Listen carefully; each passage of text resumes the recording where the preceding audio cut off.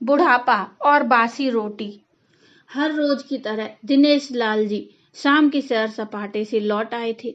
वह अपने जूते उतार ही रहे थे कि बहू ने पूछा, बाबूजी, आज हम पार्टी में जा रहे हैं, हम वहीं से खाकर आएंगे। आज रात के खाने में क्या खाएंगे बताइए। दिनेश लाल जी सोचने लगे, आज रविवार तो नहीं है और ना ही किसी की शादी है, जरूर किसी पार्टी में जा रहे होंगे। छोड़ो, मुझे क्या करना है। इस उम्र में अपने विचारों पर काबू करते हुए दिनेश लाल जी बोले, ऐसा करो बेटा, मेरे लिए 2 रोटियां बना दो, दूध के साथ 2 रोटियां ही खा लूंगा। बहू तुरंत बोल उठी, बाबूजी, सुबह ही जो बनाई थी उनमें से 2 रोटियां अभी भी बची हुई हैं। अगर आप, बहू ने अपना वाक्य अधूरा ही रहने दिया। लेकिन दिनेश लाल जी अच्छी तरह समझ गए कि वह क्या कहना चाहती थी। सुबह की रोटियां खाई तो गैस हो जाएगा। सुबह भी बहू ने मसाले वाली सब्जी ही बनाई थी, जिसके चलते अभी तक खट्टी डकारें आ रही हैं। और इस उम्र में पेट को संभालना मतलब किसी बिगड़े हुए बच्चे को संभालने से भी ज्यादा कठिन काम है। बाबूजी बहू से बोले, नहीं बेटा, इस उम्र में सुबह की रोटी नहीं खा सकता। तुम्हें थोड़ी तकलीफ होगी, लेकिन मेरे लिए 2 ताजी रोटियां बना दो। बहू को बहुत गुस्सा आया। वो गुस्से में ही बड़बड़ाते हुए उठी, अब 2 रोटियां बनाओ या 10, काम तो उतना ही बढ़ेगा।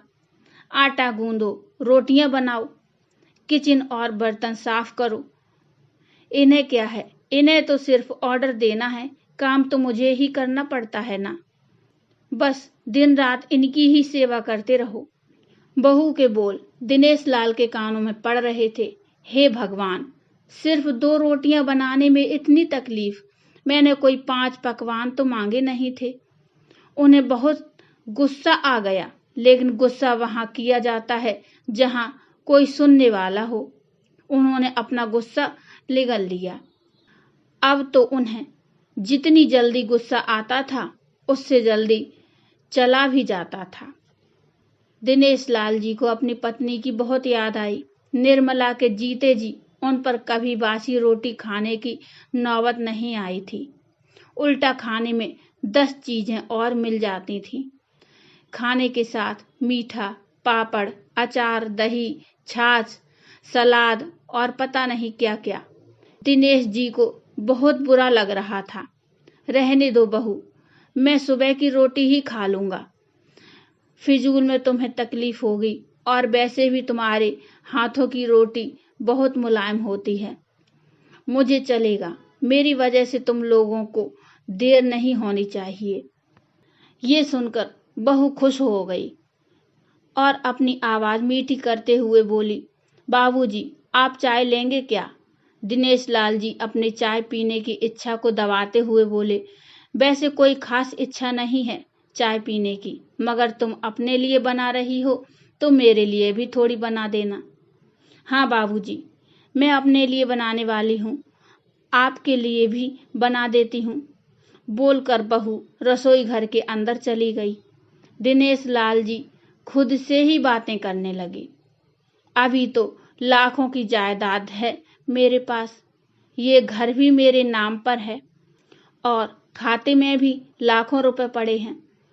कभी बेटा इस विषय पर बात भी करता है तो मैं यह बोलकर टाल देता हूँ कि मेरे बाद तेरा ही तो है सब कुछ, और फिर भी 1 कप चाय और 2 रोटियों के लिए तरसना पड़ता हो, तो उन बूढ़ों का क्या होता होगा जिनके पास संपत्ति के नाम पर सिवाय पुरानी यादों के कुछ भी नहीं होता है। निर्मला को याद करके दिनेश लाल जी की आंखों में आंसू चमकने लगे और धीरे से उन्होंने अपने आंसुओं को पोंछ लिया। निर्मला के होते हुए उन्होंने घर का कोई काम भी नहीं किया था। आर्थिक जिम्मेदारियों के अलावा उनकी और कोई जिम्मेदारी नहीं थी। उनके व्यापार ने भी उनका अच्छा साथ दिया था। वह भी निर्मला से बहुत प्यार करते थे, लेकिन कभी जता या बता नहीं पाए। वह यह सच्चे दिल से मानते थे कि निर्मला उनकी किसी पूर्व जन्म के पुण्य का फल है, लेकिन जिंदगी की भागदौड़ में वह निर्मला की मन की इच्छाएं पूरी न कर सकी। उन्हें वैष्णो देवी जाना था, लेकिन हर बार यह यात्रा अगले साल के लिए पोस्टपोन्ड हो जाती। घर बार और संसार की जिम्मेदारियां संभालते संभालते कब उनकी इच्छाएं उन्हीं के साथ चली गईं, पता ही नहीं चला। दिनेश लाल जी ने देखा उनके पोता और पोती दोनों ही स्कूल से आ गए थे। दोनों ने अपना बस्ता सोफे पर फेंका और दादाजी की तरफ दौड़ पड़े। उनके गले लगते हुए कहने लगे, चलिए ना दादाजी, खेलने चलते हैं। यही निस्वार्थ प्रेम के कुछ पल थे जिनमें दिनेश लाल जी भी बच्चों के साथ बच्चे बन जाते थे और सारे अपने दुख और यादें भूल जाते थे। वह कुछ बोल पाते उससे पहले ही बहू ने कहा, चलो छोड़ो दादाजी को, हमें पार्टी में जाना है, जल्दी से आकर तैयार हो जाओ, पापा भी आते ही होंगे। दोनों ही बच्चे दादाजी को छोड़ मम्मी की तरफ भागे। उनकी पोती 7 साल की थी और पोता 5 साल का था। दिनेश लाल जी अपनी सोच में डूबे हुए बालकनी की तरफ गए। बालकनी में धीमी ठंडी पवन ने उनका स्वागत किया। बहू उनके लिए चाय बनाकर लेकर आई, बालकनी में रखी। अपनी कुर्सी पर बैठकर दिनेश लाल जी घुट घुट करके चाय पी रहे थे। पी क्या रहे थे, निगल रहे थे, क्योंकि चाय के नाम पर सिर्फ कम शक्कर वाला गर्म पानी था, न इलायची न अदरक। दिनेश लाल जी मन ही मन सोचने लगे, बहू के जाने के बाद आज खुद अपने हाथों से चाय बनाऊंगा, इलायची अदरक और थोड़ी सी ज्यादा शक्कर डालकर, और उसके साथ रोटियां खा लूंगा। रोटियों की याद आते ही उनका मुंह फिर खट्टा हो गया। चाय खत्म होने पर खाली कप लेकर वह किचन में रखने गए तो वहां देखा कि बहू और बच्चों का कप धो के पड़ा था। उन्होंने भी अपना कप धोकर रख दिया और अपनी डायरी लेकर बालकनी में आ गए। बालकनी में बैठे बैठे उनकी नजर सूखी हुई तुलसी के पौधे पर गई। उन्होंने एक लोटा पानी लाकर उसमें डाल दिया। कुछ मिनटों बाद ध्यान से देखने पर उन्हें पता चला कि सूखे हुए तुलसी के पौधे में नई कुपलें जैसे मुस्कुरा रही हों।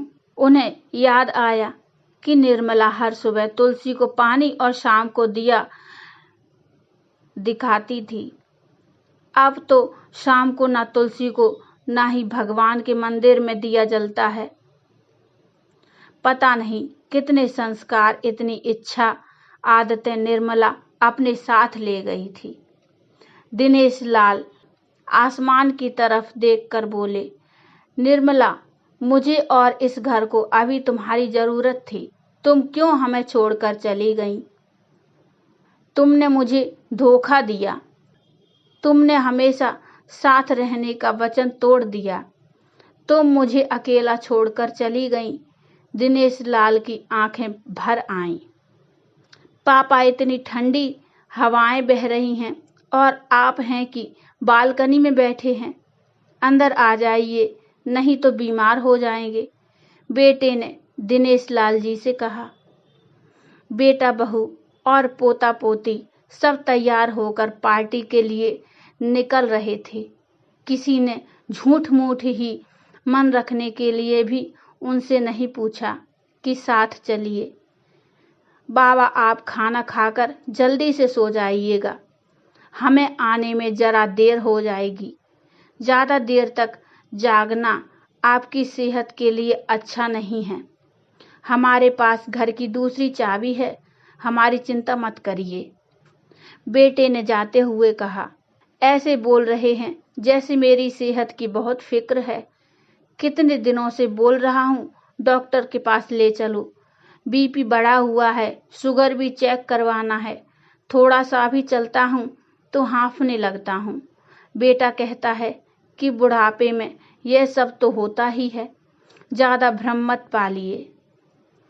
वाह बेटा, बूढ़े बाप के पास बैठने के लिए थोड़ा सा भी टाइम नहीं है तेरे पास, और पार्टी के लिए टाइम ही टाइम है। ऐसे अनगिनत विचार उनके दिमाग में चल रहे थे, लेकिन फिर भी उन्होंने हाँ में सिर हिलाया। सभी पार्टी में चले गए। दिनेश लाल जी हॉल में रखे कुर्सी पर आकर बैठे। खाना खाने की अभी कोई इच्छा थी नहीं, इसलिए टीवी चालू की। आज वैलेंटाइन डे था, प्यार का दिन, इसलिए टीवी पर भी उसी के बारे में दिखा रहे थे।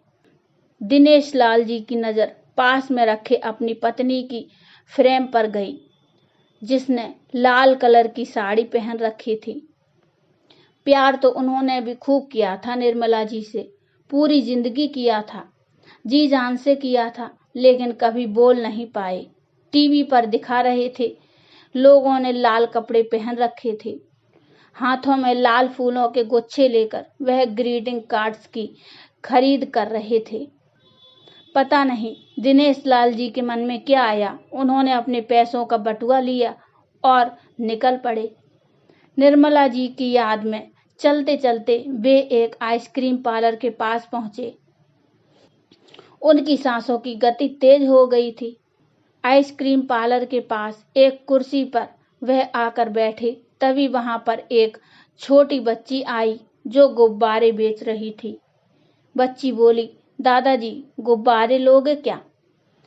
इतने ही बचे हैं, बिक जाएंगे तो जल्दी घर चली जाऊंगी। दिनेश लाल जी ने देखा 10-12 रंग बिरंगे गुब्बारे थे। उन्हें याद आया कि निर्मला जी को भी गुब्बारे बहुत पसंद थे, लेकिन अब गुब्बारे लेकर क्या करूं? उन्हें बच्ची की आंखों में सच्चाई और आशा दिखी। उन्होंने 200 रुपए दिए और सारे गुब्बारे खरीद लिए। उन्हें फिर से निर्मला जी की याद आई, क्योंकि वह भी घर से निकलते समय हमेशा थोड़े एक्स्ट्रा पैसे लेकर निकलती थीं और किसी न किसी जरूरतमंद की मदद किया करती थीं। कभी वो टोकते तो वह कहती, हमें भगवान ने लेने वालों के नहीं, देने वालों की लाइन में खड़ा किया है, और थोड़े से रुपए के बदले में लाखों की दुआएं मिलती हैं, तो मुझे टोका मत कीजिए। आंखों में आंसुओं के साथ दिनेश लाल जी रास्ते के बीचों बीच आए। उन्होंने आसमान की तरफ देखा, अपने हाथों में पकड़े गुब्बारे आसमान में छोड़ दिए और चिल्लाकर बोले, निर्मला, मैं तुमसे प्यार करता हूं। उनके सांसों की गति बढ़ गई, उनका शरीर लड़खड़ाया और जमीन पर धड़ से गिर पड़े। आसपास के लोगों को कुछ भी पता चल पाए उससे पहले ही दिनेश लाल जी ने इस मोह माया की दुनिया को अलविदा कह दिया। उन्हें अपनी पत्नी से मिलने की बहुत जल्दी थी। दोस्तों, दिनेश लाल जी के बेटा बहू यदि उनके बारे में सोचते, उनका ख्याल रखते, उन्हें थोड़ा टाइम देते, तो शायद दिनेश बाबू ये सब नहीं सोचते। और आगे आप सब अंदाजा लगा ही सकते हैं। दोस्तों, ये कहानी आपको कैसी लगी मुझे कमेंट में बताइए, और इस कहानी के बारे में अपने विचार मुझे कमेंट में ज़रूर बताइए। कहानी अच्छी लगी हो तो लाइक करिए, चैनल को सब्सक्राइब कर लीजिए। Thank you.